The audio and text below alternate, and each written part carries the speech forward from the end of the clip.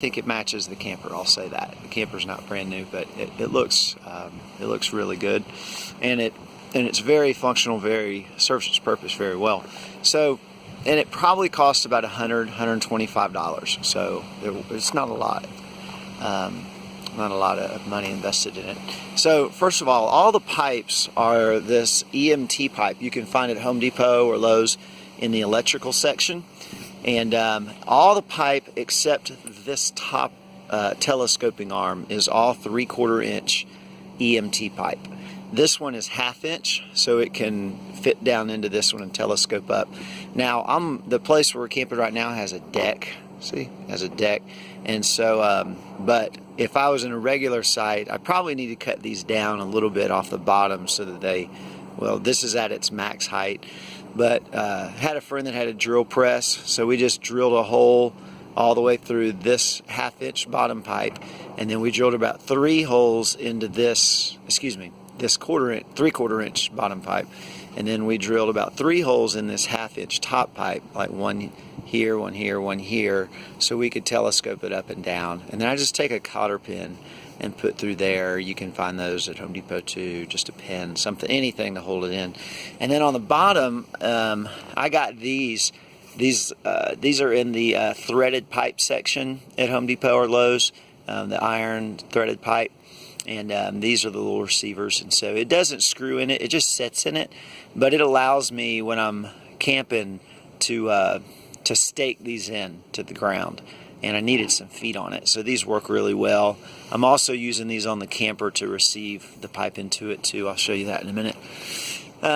This right here was probably the most expensive thing that we got. They're just, I went online and I searched for tent and awning companies, and this was there was a company that does these big party tents, and they also do the awning garages like you park your car in, and this is just a 3-way tent corner bracket, and so I think you can find that if you just Google search 3-way tent corner bracket, and then and so you screw in each one. And then all this is 3/4 EMT pipe as well. And then I have some more of those little receiving brackets on this end. I just took some construction adhesive and some screws and screwed it right into the camper. Paint better than I did. Apparently get some rust-proof paint because they rust. And so I need to go back and fix that. Let me show you the actual awning itself. Is made of outdoor waterproof canvas, and so I ordered it online. You can just Google search that, it'll come up. You could probably find some at your local fabric store. I didn't find exactly what I wanted, and so I found it online, and I just measured the size awning that I wanted and ordered the amount of material. And so I had a friend of mine, you could take it to an upholstery shop, but I had a friend of mine who sews, and she did it for us for free, and just wanted to bless us and our family. So anyway, so we measured it out. We put a little hang down kind of lip here that looks really nice, like awnings have. And then she sewed a pocket about, I think this hang down's like 8 inches or so. And then she sewed a pocket right here, if you can see, it goes all the way down. And so I just feed this piece of pipe through that and then into this corner bracket, and then that holds it. And same thing on that side arm over there. Like I said, it's all 3/4 inch, except these are 1/2 inch.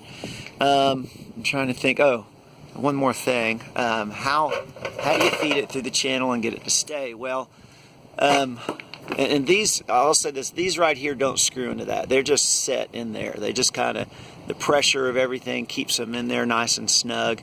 And so they're really good. Now, if you get high winds like any awning, you're going to want to take it down.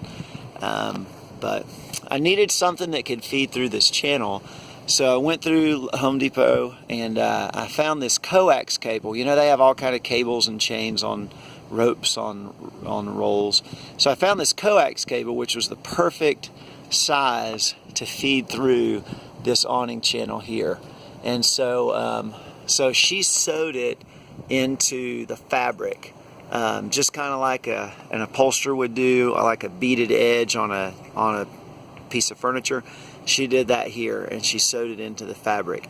And man, it works perfectly. So we just feed it through. I have a little step stool. It takes 2 people to put up this awning, but I just grab the step stool and I feed it through, and then my wife and I put it up. For $120 probably. It's a great awning.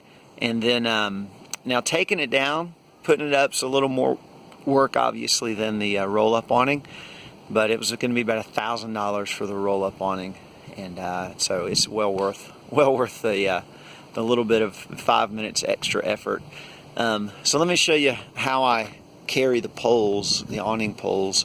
We just took a piece of PVC pipe here, and I attached it to my bumper, and then we got these little clean out caps and ends, and we keep the pipes all in there, and they travel and store in there. And then the awning itself, the fabric, I just fold up and I keep in the camper when we're not using it. So there you go. There's how you make a homemade awning that looks like a store-bought one. Honestly, looks really good. All right, my little girl wants to say something. I did tell him about the feet. Can you say goodbye? Happy camping.